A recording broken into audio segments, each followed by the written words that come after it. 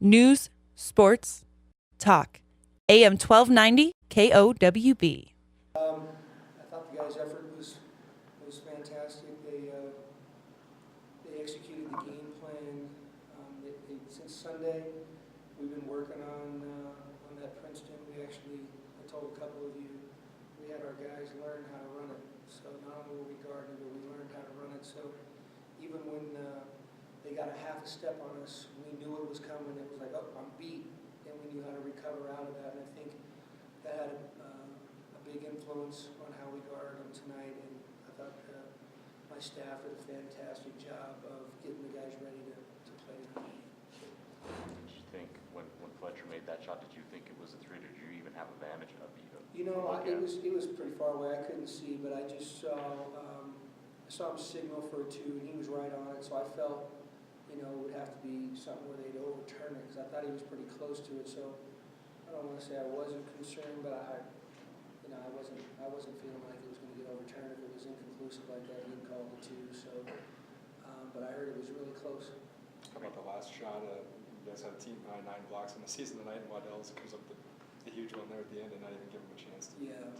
Yeah. I mean, I know it's special for Adam being from Wyoming and everything. He can have an impact on the game, very end of the game to seal the victory. So I'm excited for him, and with him having his, year and a half basically of injuries on and off. I'm glad to see him have success here down the stretch of the season. Another huge game for Amon, Brett. I mean, he just continues to flourish. I mean, what's the... Now, you guys are laughing. You guys are laughing now. Did I not call this 2 weeks ago? Did I not say that dude's going to go to another level? He's got an unbelievable basketball IQ. He's the head of our press. He can guard point guards, and he can guard 5 men. His character is unbelievable, and he's a good basketball player. Those are special players. When guys have all those attributes, that's what makes a special player. And he's only going to get better. As he continues to put on weight, he's comfortable now. As he continues to put on weight, just grow into a man, that's a special one right there. What about his wide array of shots? You've got the hook, the turnaround, the threes we're going to fill tonight. Is that something that you've seen kind of develop over the last 2 years, or did he bring all those things? I've seen him on for years.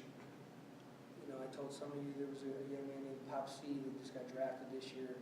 And that's a guy I was trying to get out of France when I was in Fresno. And if he would have came to the States, he was going to come to us. And that's the first time I saw him out. And he was about this big around.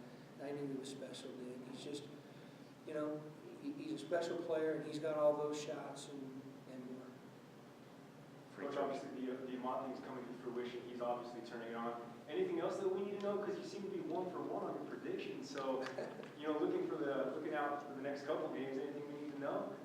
I know this. Thomas and Mack is wild, and they shoot fireworks off the backboard, so that's going to be exciting. Then the number 4 team in the country's coming here, so that's going to be exciting to play against them. I know that. And I also know we get to play Jimmer on senior night, so we're going to have some exciting basketball left to go the rest of the year. I don't know what's going to happen. We don't ever talk about, the guys will tell you, we don't ever talk about winning or losing in that locker room. We talk about execution, and winning is a byproduct of what we do. So I don't think our guys are going to be intimidated by going into Thomas and Mack. I think they're going to play their tails off, and whatever will happen, will happen. What does it say? I mean, you guys obviously had some free throw woes throughout the game, but to down the stretch to see that lead almost evaporate, but it never did, and for your guys to always at least maintain a lead and to hang on. Yeah, I was really proud that I thought I think it was like 2:02s when I looked at the clock, somewhere around there, where I felt like we were playing not to lose rather than playing to win. And so we addressed that in the timeout about staying aggressive. But we all know that Air Force is one of the most disciplined teams in the conference and in the country for that matter. So with us having lack of wins this year and not really being in that situation, I was really proud of the guys that they fought through it. They executed at the very end, and were able to not necessarily hang on, but were able to win. Worry about those free throws, Fred? I mean, not like you make them shoot tonight after that, but do you worry about that? Will that be hard? Do you just go back to work and do what you've normally done? I don't worry about it. Obviously it'd been nice if we'd have made him. I think it would have been really, all wins are good, but it would have been a substantial difference in the score. But Paco's shooting, I think, 90% for the year, and he missed some free throws. I don't worry, I'm not the kind of coach that worries about shooting. As long as we're doing the things that we want to do, and we played with a post presence, we played inside out. And there was a stretch there where we shot some threes, and everybody's like, man, I don't know if we wanted to shoot those threes. I wanted them to shoot it. They threw it in there, and they doubled down, and that's what they gave us. And so in order to develop your team, you can't say, well, we're not going to take that because we can't make them. We have to have balance. And the way you have balance is you allow those guys to take those shots. You applaud them when they miss them or when they make them. Nothing more, nothing less. Coach, you mentioned balance. All the players except Joe Hudson had double-digit minutes, and Hudson had 9. Is that going to be the game plan going forward here? I know that you mentioned that a couple games ago, but is that the kind of balance we're looking for, where everybody contributes? Yeah. And Joe only played 9 minutes, and he was able to get off 5 threes, I think. So I was proud of him for coming out firing.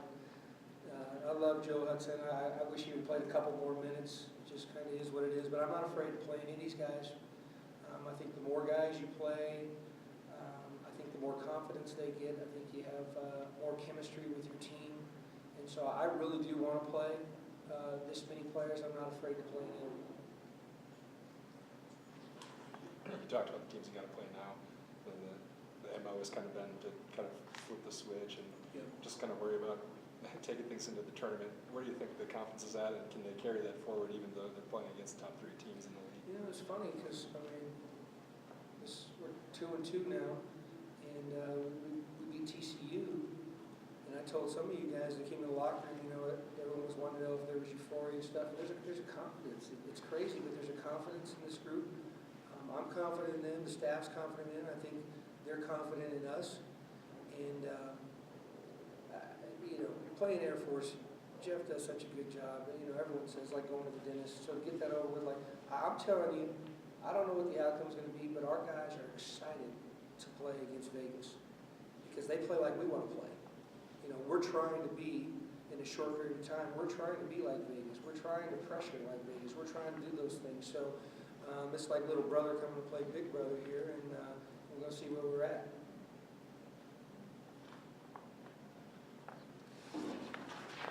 News, sports, talk. AM 1290 KOWB.